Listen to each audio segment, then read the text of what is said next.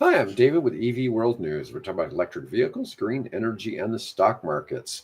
And I'm back today with our founder and chief editor, Bill Moore. How's it going, Bill? Oh, Bill is frozen up.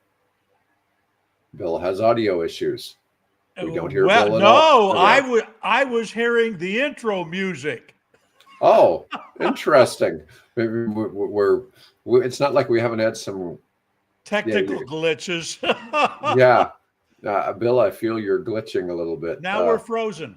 Yeah, Yeah, who knows? yeah. I don't know. So, you know, last Friday, you were at the Sierra Club. You want to tell us a little bit about that?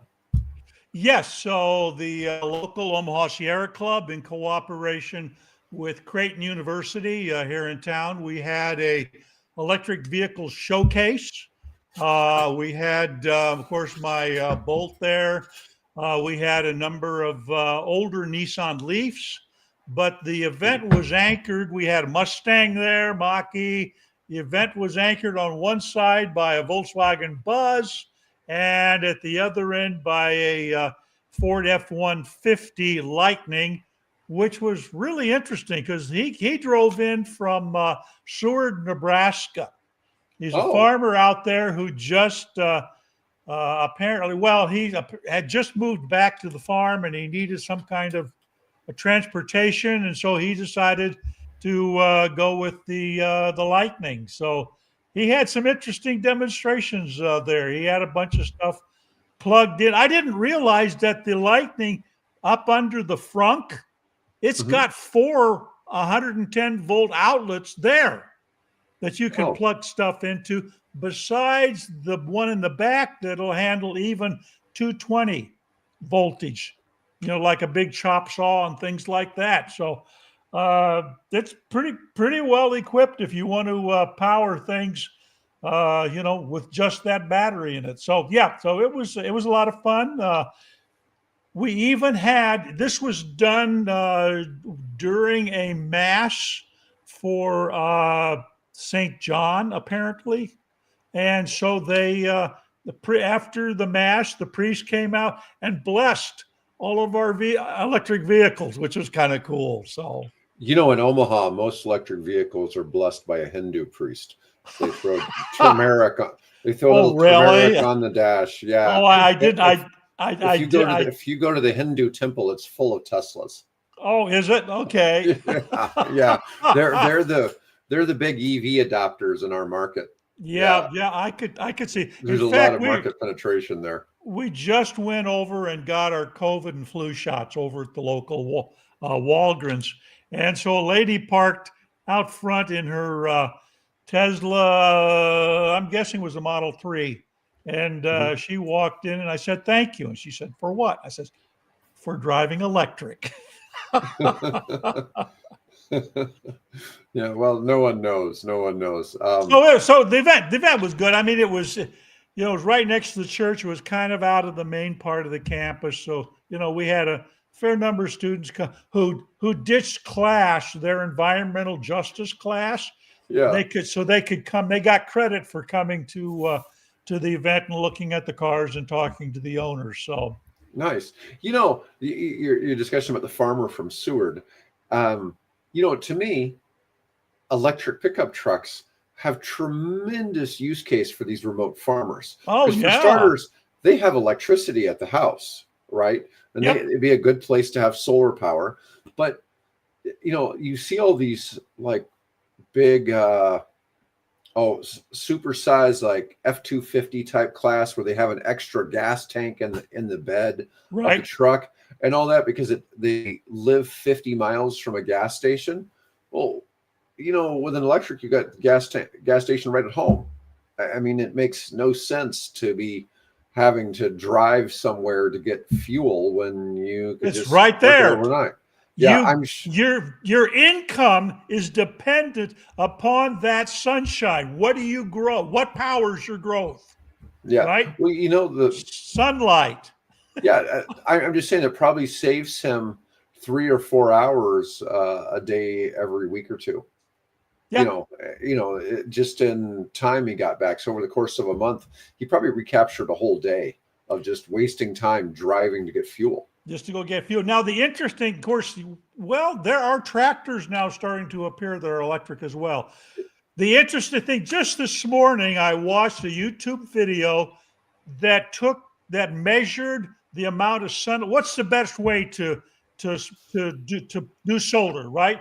Well, there's the standard, point it south towards the sun and angle it at, well, this one was 30 degrees, but generally it's whatever your latitude is. Then there's a new trend where you stand them horizontal, right? And you have facing either north or south, or you point them and you have them facing either east or west. And what's interesting is not slope at latitude one, it's the one that stands upright, and the one, if I remember correctly, it's the one that is north and south axis.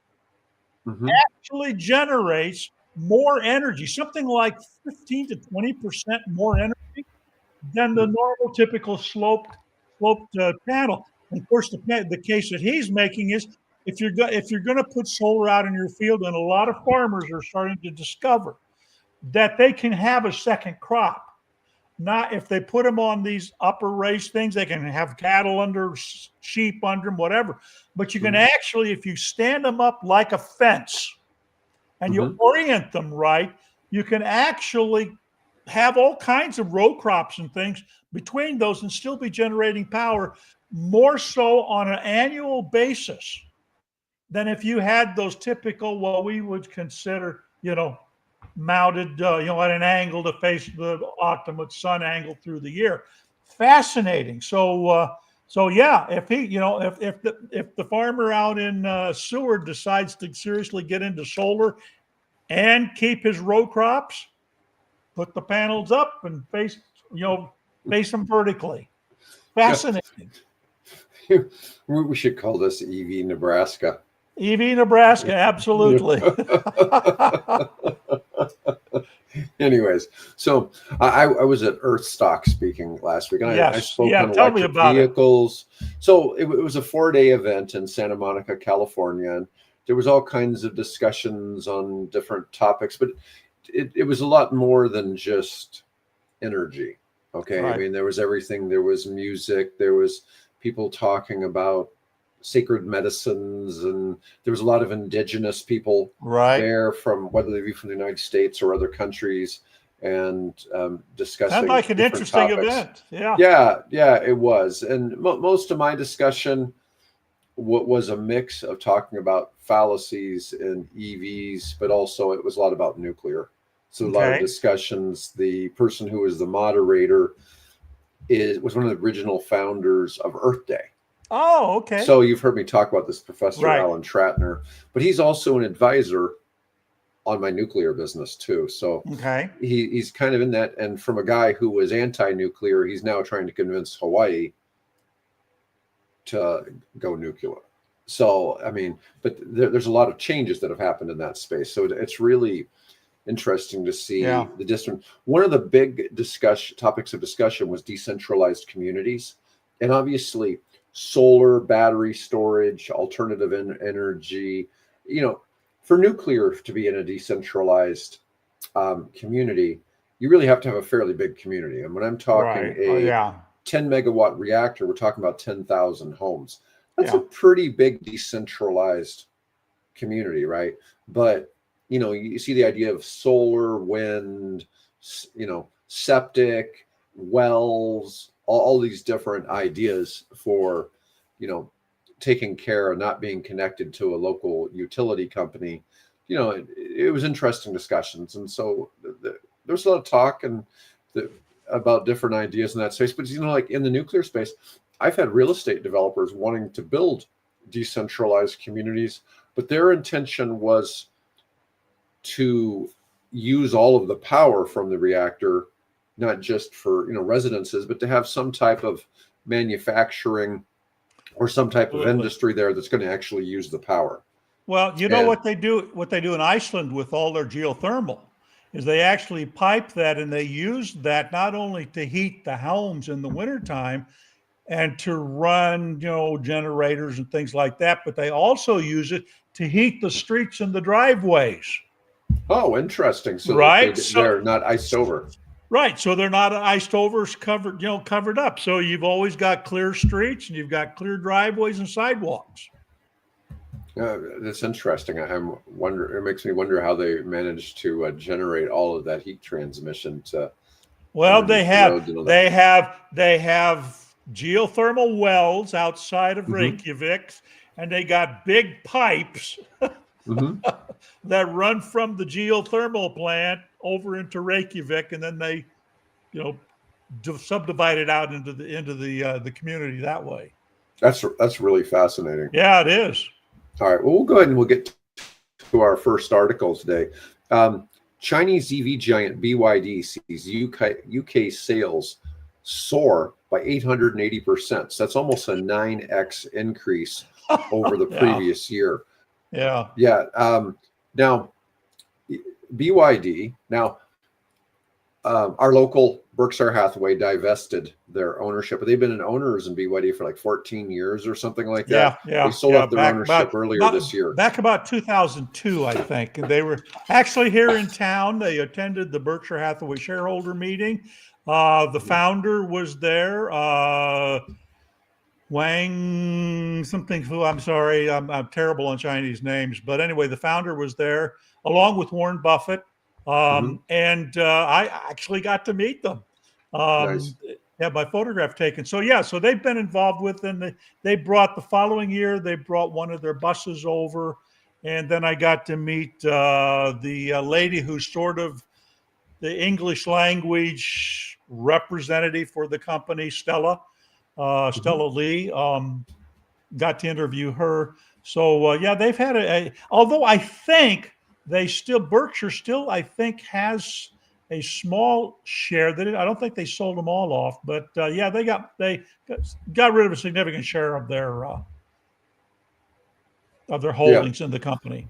Now, what's interesting, so BYD, unlike Tesla, does make gas cars, but they're hybrids, and they're all plug-in hybrids. So they don't make any just straight hybrids or just straight gas cars. Yep. Their best-selling vehicle was the Seal U sports utility vehicle, was the most common vehicle they actually sold in the UK, which, we don't really think about it. When we think of BYD, we just think of their all electric sales. Right. But some of that was plug-in hybrids as well. Their very first car that they sold here in the U.S. So they had a special exemption or whatever in the Los Angeles area for one of the government agencies was a plug-in hybrid. Well, you think about it. There really aren't a lot of options in plug-in hybrids. And so BYD makes a lot of them. And, we're starting to see Toyota do a lot more of them now. I mean, this year's 2025 lineup had more. I think Hyundai's got the same. They actually added it to one model and then took it away from another. It keeps going kind of back and forth. Yeah. I don't know how well, plug-in hybrids, I think, are going to be a short-lived thing. We're totally agree. Yeah. They are, for a lot of people, just the mental jump from gas to EV seems like too big of a jump, and maybe that seems easier. And again, we have to recognize the fact that not everybody lives in a nice home with a separate garage like you and I do, and so they live in an apartment complex, and we've got all kinds of them springing up here around our little community. There are few, if any, provisions to allow people to charge, even with 110. This allows them, theoretically, they could drive electric. If they wanted to, all they had to do was just find a place to plug it in. But the rest of the time, they can drive, on a gasoline engine. So I have to understand where they're coming from. Again, I didn't drive electric for longer than that, for almost 20 years. I did not drive an electric vehicle, even being the editor of EVworld.com. right? Well, you So didn't it have a lot wasn't. of choices, though. Well, no, in the beginning I didn't have. I would ask the car makers, the GMs and the Fords, hey, can you get me an electric car? And they said, where do you live? And I said, Omaha, and they would laugh. No, we don't have any fleets in Omaha. So, They'd make you one if you lived in LA. well, Yeah. if I lived in Chicago, Hmm. if I lived in Denver, Hmm. if I lived in Dallas, there most of all the large OEMs have press fleets Oh yeah, available the for press people to fleets. Yeah. test. Yeah, to test in those areas. They did. Toyota was the first one to actually get me. In 1999, I got to drive one of the very first Toyota Priuses in the United States. They shipped me a Prius here in the back of a semi, and I got to drive it. And it was a Japanese right-hand drive model. So Mhm. I've told that story before, but anyway, so yeah, so then eventually Ford got me an early Escape hybrid, and GM got me something once. So they've been pretty good about getting some cars for me to test. I thought How about the huh? idea of going to one of the press fleet locations and doing some car reviews, and it's like, nah, I'm good.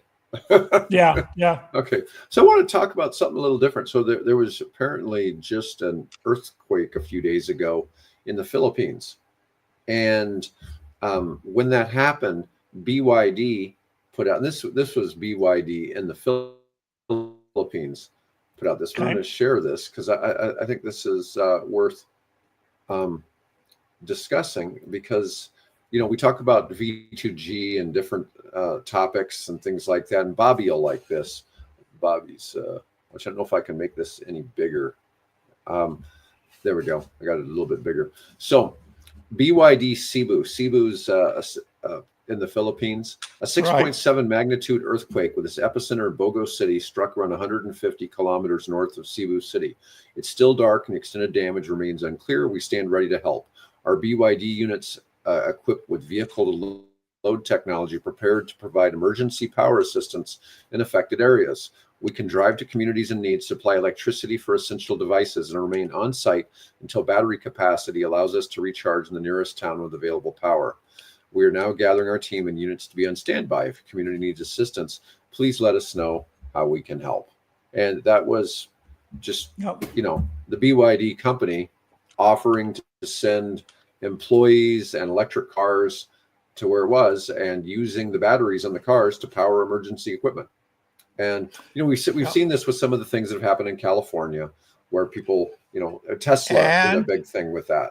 Mhm. and actually, even going back further, after Mhm. Fukushima and the Oh. tidal wave and all that destruction, boy, I think it was Nissan. Was it? I believe Mhm. it, I'm not sure it was Nissan. Trying to think. No, I think it was Mitsubishi with their IMEV. They their early electric car that Mitsubishi had out. They did that in some of the areas affected by the loss of power and the tidal wave there in the Fukushima area. So So even back then, the Mitsubishi all had the ability to. even back then they had the ability to do that. Yep. Nice, nice. I'm pretty sure that it was Mitsubishi that did that, because I don't think Nissan hadn't gotten into electric cars at that point. The very first guy, people off getting into this was Mitsubishi. Interestingly, of course, where are they All today? right, let's Well, talk. Yeah, well, the popularity plug in. wasn't there. Like we've said a lot, I think Te- Tesla created a lot of the buzz around making EVs cool to drive. Yep. And now there's a lot of other options out there, but we're going to talk about Tesla now. So Tesla's cheaper sub 40K Model 3 and Model Y. Now, they have two, they're calling it now the standard variants of the Model 3 and the Model Y, are both priced under 40,000. Now, Barely. barely, it's still not, It's like you know, it's like going into a store where the product is $13.99. Yeah. It's We're all, $14. yeah. You know, when we see that BYD is selling $10,000 EVs in other parts of the world, Yeah. and so is who's the Vietnamese company make the VF3? VinFast. VinFast. VinFast. Yeah, Yeah. and we want to see that. They were talking about selling they people talk about the VinFast VF3 being like the national car of Vietnam now. Yeah. Okay, but we don't see it here in the States. No. And there was talk of it coming here, and it might be $20,000, but we've never seen it. And that's what we really want to see. We really want to see sub $25,000 EVs hit the U.S. market at some point. Well, we're going to talk about one that's not quite there, but pretty It's dang close. Yep. Yeah, but anyways, these standard models have single motor, rear wheel drive with a 69 kilowatt hour battery pack.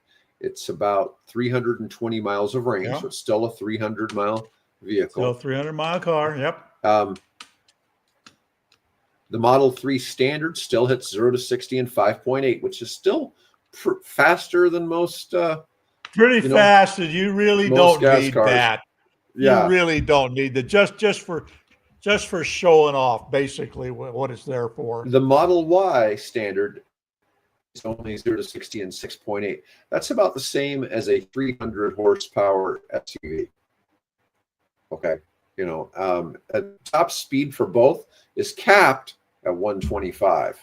Yeah. Okay, that's important when you're driving an EV, because you don't need to go airborne in the damn thing, right? No, exactly. But they actually have gotten rid of powered seats, the steering column adjustment, the subwoofer, and the ambient lighting. There's only 7 speakers instead of 15. But you know what? Really pretty good sound system. No FM AM radio. No rear entertainment screen. Even the suspension has been downgraded. Its signature glass roof is still present, but now hidden behind a headliner. Exterior styling is simplified with smaller 18-inch wheels and limited color options. Probably one of the reasons why it gets such good range. The smaller wheels probably contribute to more range. Yeah, yeah. Let's see. Stealth gray is the standard color. Pearl white and diamond black cost a little extra.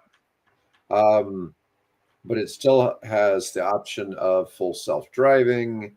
Auto steer is disabled, and the same 15-inch touchscreen interface. It's a clean, functional EV that delivers range and efficiency without the frills. And let's see, the Model 3 Standard is about $37,000. The Model Y Standard is really, it's $40,000, $39,990. Yeah, that's what I'm saying. Yeah, so that's still it's kind of exciting to see, but at the same time, you know, what are they looking at with this?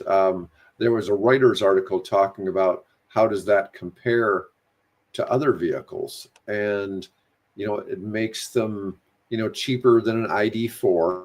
An ID4 starts at about 45. A Kia EV4 is expected to start at about 35,000 with 390 miles of range, but we don't have that one yet. The Ioniq 5 is about 43,000 to start, and the Equinox. Now the Chevy Equinox EV though is only 33,600. Now that one's been fairly dominant. That's been a real winner. And that one, that's a real winner. That's a real winner for Chevy. Yep. Yeah, that has 319 miles of range on front-wheel drive. So, I mean, there's some comparable things out there, that's for sure. Let's switch over and talk about the Bolt. Okay, so now, because where they're talking about $37,000 to $40,000 for a stripped down. Tesla for under $30,000, of course, destination charges and whatever else. Yeah. You can get starting, I'm assuming here early next year, you can get the new Chevrolet Bolt. I'm going to call it the resurrected Bolt because it looks a heck of a lot like the current Bolt I'm driving. But the biggest difference is they have tripled the charging power ability of the car. It's gone from 50 kilowatts charging to 150 kilowatts charging, which is fantastic. You know, if you're wanting to make cross-country trips and things like that. I mean, it's not necessary. You know, I went to all this expense to buy a nice, you know, wall-mounted, you know, level 2 charger and things because I was anticipating getting rid of the Fiat and its charge, you know, its level 2 charger. And I didn't want what came with the car was a level 1 charger. I went to the expense. And I found out that, you know, in actual fact, I don't need that with my lifestyle. Mm-hmm. You know, I charge that car. It takes it, you know, it takes it 5-6 hours to charge it up. And then I can drive it for 2 weeks and never have to charge it again. So, you know, it's like it's just like owning a gas car, except I don't have to go to the gas station. Fill it up, drive a couple weeks, and then on a weekend I plug it in overnight, and bang, I'm back to the last one. I estimated at getting a total range of 317 miles in a Chevrolet, in a 2022 Chevrolet Bolt. 317 miles estimated range. Well, it looks like the range went up like a couple percent from that. They added 10 horsepower, but it's basically, you know, the same. It's got an estimated range of 255. You know, you get great range because you don't ever drive fast. So, well, you know, I do 55, 60, you know, it drop it down to 4.9, something like that, you know, miles per kilowatt hour. But yeah, I'm averaging 5.1, 5.2 miles per kilowatt. Yeah, you know, so it's got a 11.3-inch touchscreen and 11-inch digital gauge cluster, but they dropped Apple CarPlay and Android Auto in favor of a native infotainment system. I'm wondering, you know, because there's a lot of apps that work nicely with like Apple CarPlay and Android Auto for coming to the screen. I'm not sure I get into my car and my phone automatically connects to you know, to the car, and I can play audiobooks through it. Whatever I can play through my phone, I can play through the audio system in the car. The other thing I found was interesting. You know, one of the critiques I have of my car, and there are a few, you know, but was the trunk space. It's a hatchback, and so it's a little limited back there. But I noticed that with this new one, they've increased. I don't recall how much, but they've increased the trunk space by a little bit. So that'll be a positive as far as I'm concerned. Yeah, I'm happy with the stock ticker going across. You know, Oklo dipped about 2 weeks ago because a bunch of insiders sold some shares, and it dipped all the way to $110. I bought in then, and it's how you doing? Oh, it's coming across the screen here. It's kind of near the end. It's the very last one. I had Yogi add it just because I don't look all the time, but it's new scale is up 1.35. Or well, yeah. Nano nuclear is up. You know, the Nano went up 20% a couple of weeks ago for the day. Oh, okay. There you go, 11%. Yeah, you can be a happy camper on that. Yeah, it's from 110 to 153 in 10 days. So what's my Rivian doing? We're going to talk about Rivian in a little bit. Okay. Oh, here it comes. Here it comes. Hey, it's down 0.25, but I'm still ahead of the game what I bought at. So yeah, I think Rivian's a solid buy. You know, look at how much Lucid has gone up. We were at like $3 on Lucid. Now it's 21. You know, so you know that's really been. Who was I talking to? I was talking to somebody over at the event, the Drive Electric event there, Creighton, And he said, "Boy, he said the car I want, if I could afford it." I think this is one of the students. I think he's a one of the science students. I think he's the one that's going into like studying, neuroscience and the brain and stuff like that. And he said that the Neo is not the Neo, the Lucid is the one that he'd be interested in owning. Well, yeah, it's also extremely expensive, but. Well, here's something interesting about the Bolt. So Chevy's offering 3 trims. The base one, the LT, is 29,000. Right. The LT Comfort is 30,000, Yep. and then the higher end one, the RS, is only 32,000. So it's not like some big like $10,000 gap. And they're made in Kansas. And they're made in Kansas City. So at some point, I've got to, get back in touch with GM and say, hey, if I drive my Bolt down, can I trade you? Yeah. Can we swap out some stuff? Yeah. Yeah, right. Yeah. No, I am just tickled pink with the Bolt. I just, I loved my Fiat 500e. My wife loves to drive it, but boy, between it and the Bolt, there's little comparison. Just a really, really nice automobile. Yeah. I show the nuclear stocks on here, and I talk a little bit because I actually report on them a little bit on LinkedIn. But they've just been ripping this year. It's unbelievable, because what a lot of people don't know is nuclear, these stocks that we show on the screen are all connected to AI. Yep. Okay. So there's a direct relation. As AI goes up in value, these nuclear stocks go up.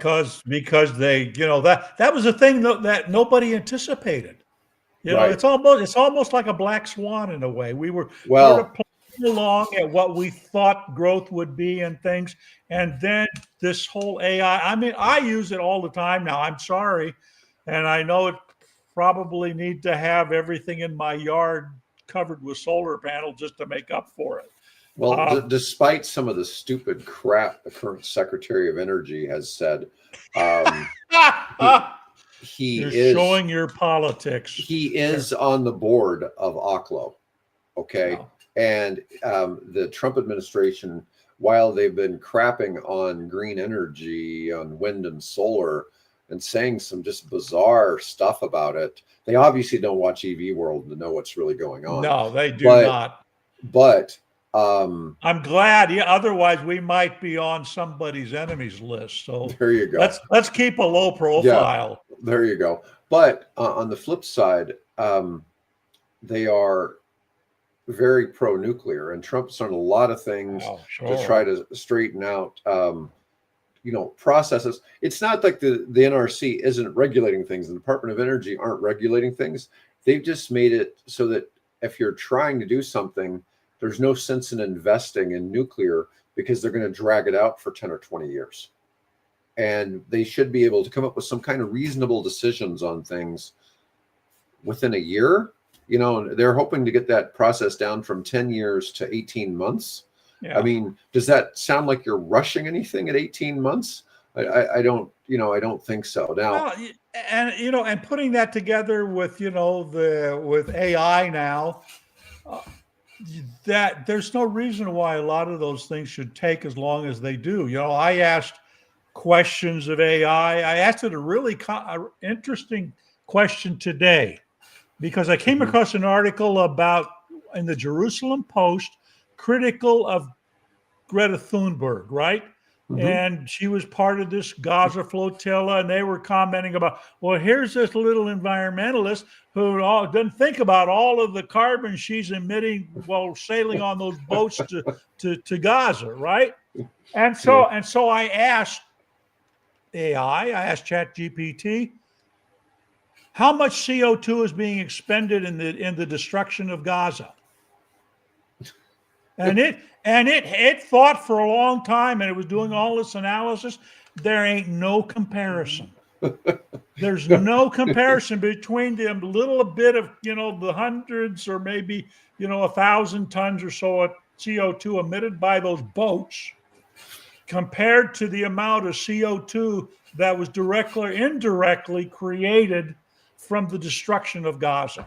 So, what's interesting is while, a huge part of, carbon emissions come from, oil products and things like that, something like 16% of all world carbon emissions actually comes from concrete.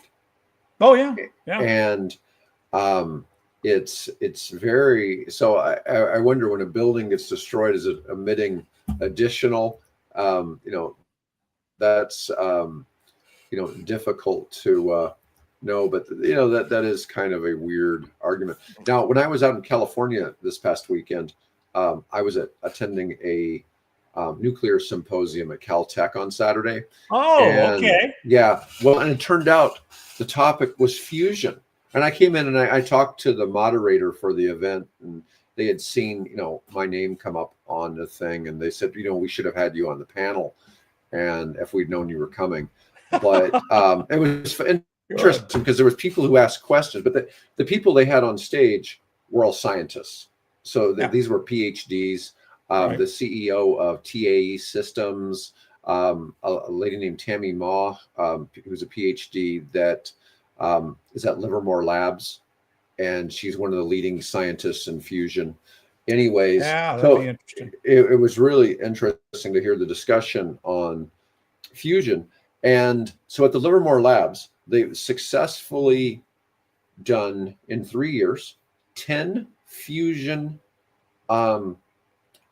trials that successfully created more energy than was necessary to power it.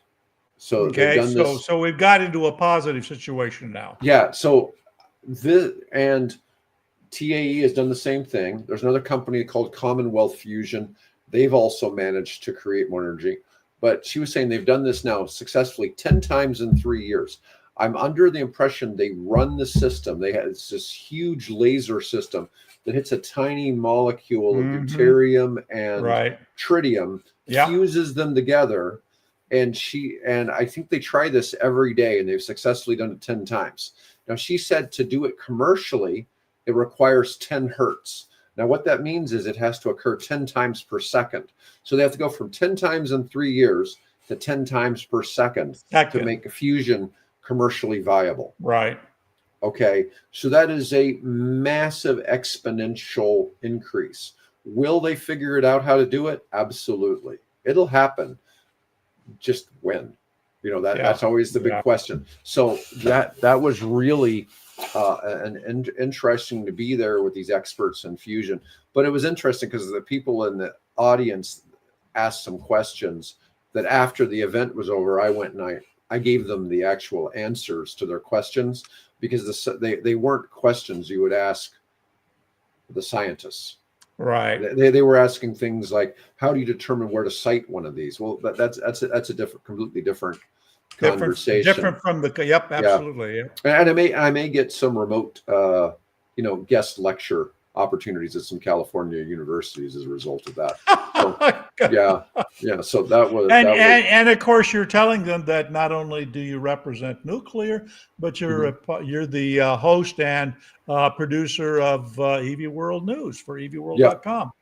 And I brought this up, especially at the Earthstock event that I was speaking at. And that was a lot of, because they listed EV World as a sponsor, because I contributed. Thank you.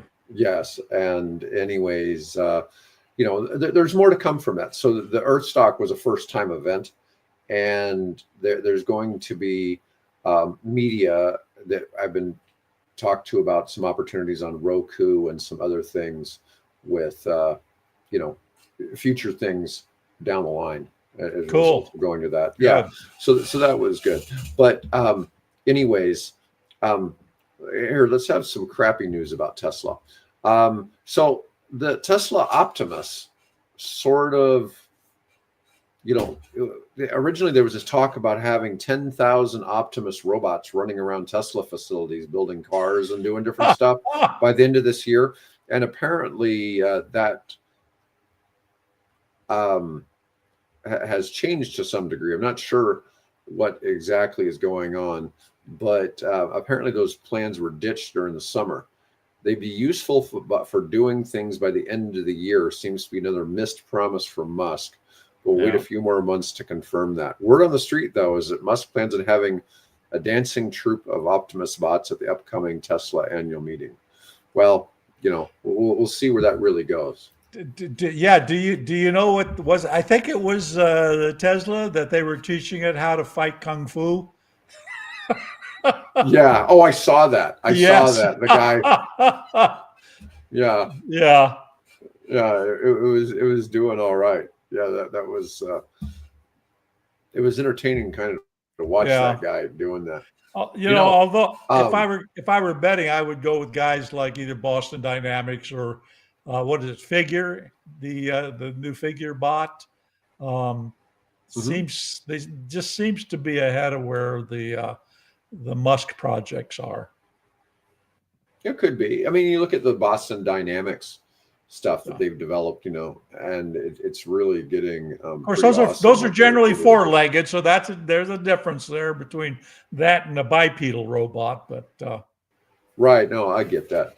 Kurt, I like the idea of decentralized communities to a certain degree, but you look at a small town, like if you have a town in a small county, you generally have some type of electrical co-op or something. I mean, it's one of the things, utilities have a monopoly, and it doesn't. I don't know. You would think that your home, if it had a septic tank, it would be grandfathered in, but you have certain expenses. Maybe every 50 years you may have to replace that septic tank, and it's still, if you're not running field lines, it still costs a few $1,000s to replace that. If you're running field lines, that's a different, kind of a different story. But you also have the issues of what the soil is like where you live, yeah, and exactly. yeah, and that's such a thing, because I've built in areas with septic tanks that could require like 3/4 of an acre to be able to have a septic system. And other places, I'm assuming you have a very big yard if you have septic, for starters. But the other thing is, there are places that require 5 acres with massive field lines. All They have depends septic on because the they have soil. because if they have like clay-based soil. Yeah. Now, you also could possibly be, I've built in some communities that had a hybrid system where you had no field lines and it was still sort of connected to the city sewer, but it was different. I don't want to get into that because it's disgusting. But yeah, but I get it. You have to have access to water. You have to have access to electric. Most people who are remote, if they have gas, they usually have a propane tank. Yeah. And so That's the whole yeah. there's just a whole lot of different uses there. Yeah. Our Airbnb in Port Townsend earlier, back in September, that had a septic tank and it was located. I don't understand if they had a leach field there or what, but it was, if I would walk from the septic tank, I could walk 50 feet or 60 feet, whatever it was, and I'd be dropping off a short cliff into the Puget Sound. There was so I don't know whether there's an issue there with those fields, if they would leach and they would get into the sound or not, but there was backup behind some bush and things. There was the propane tank that gave us the power we needed for the hot water and the fireplace. Right. Yeah.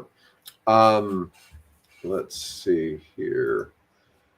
What do we want to jump to next? Oh, Rivian. Let's talk about Rivian. Make sure we cover that. Okay. So I was looking for an article more about some vehicle deliveries, but Motley Fool, I don't know if I really trust their investment advice. One of the things about, you'll get an investing newsletter and it'll tell you now, if it's like a blue chip stock, and they're telling you it's the time to get into this, it might be good because that price isn't going to just like skyrocket.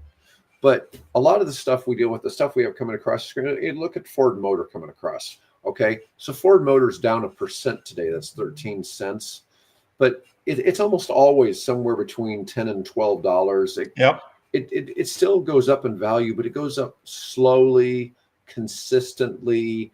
They're a rock solid American company. They're the only American car company besides Tesla that's never had some kind of bankruptcy. Bailout. Yeah. Yeah. And came close, but they yeah, didn't ever get there. Yeah. But I mean, most of these companies are going across the screen. The ones that are not automotive are related to AI in some way. The nuclear companies are all related to AI. I have NVIDIA on there and others, Microsoft. They're on there because of what they're doing in the AI space. Right. Okay. They're making the chips that make it possible. So. Yeah. But what's happening is these, and the EV stocks. I mean, you look at, Tesla is down 4% today. Okay. It's down $18. It was up to about 450, I think, a week ago. But Tesla's a volatile stock. A lot of people make a lot of money on Tesla stock because they're able to anticipate the moves it's going to make. Okay. And so they're able to guess which way it's going to swing. They'll make some trades. They'll day trade on it, or they'll swing trade, which means you're in it for over a day. And they'll do that, and they'll make money on those stocks. And like AMD is making the chips for AI, and sometimes just different news related to just the economy or whatever takes bigger hits on these stocks. So negative news of any kind in the general economy will hit these stocks harder than it will traditional stocks. Good news, though, make it go the other way a little faster. These stocks are just way more volatile than most things. I'm not suggesting you invest in any of these. Okay, this is purely educational. This is not investment advice. Yeah, we're not giving investment advice, but and I miss having Adib on here. Adib's getting to be like famous now, and he can come on our show where we might have up to 500 listeners, or he can go on Mario's show where he has several 100,000 at one time. So get him back on. I know. So maybe if I could get Mario on here, maybe we could really boost our viewership. We get Mario Knopfel on here. Anyways, because he's made such a name for himself ever since the Gaza situation happened. Mario's grown his Twitter following from like 600,000 or 500,000 to 2.5 million. Yeah, he's the biggest newscaster on Twitter. He's actually the most retweeted person by Elon.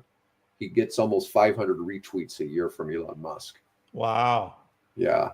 So that has certainly helped him out. But anyways, on to Rivian. Rivian, obviously they were at like $50 at one time. They plummeted a long ways, but they were down.